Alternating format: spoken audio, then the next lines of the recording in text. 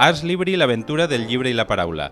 És el títol de la nova obra de Juli Capilla que ha presentat aquesta setmana a la seu de València de la Intersindical.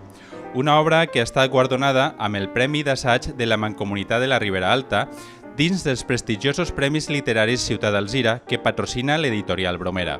A través de les pàgines del llibre, Capilla reflexiona al voltant del fet literari des d'una perspectiva polièdrica. Intenta precisament això, transmetre l'amor per la lectura, la necessitat de llegir, de ser persones crítiques, i és un llibre que abasta molts temes relacionats amb el món del llibre i la lectura, les biblioteques, les editorials, la crítica literària, el cànon, la música en relació amb el llibre, el fet d'escriure en valencià.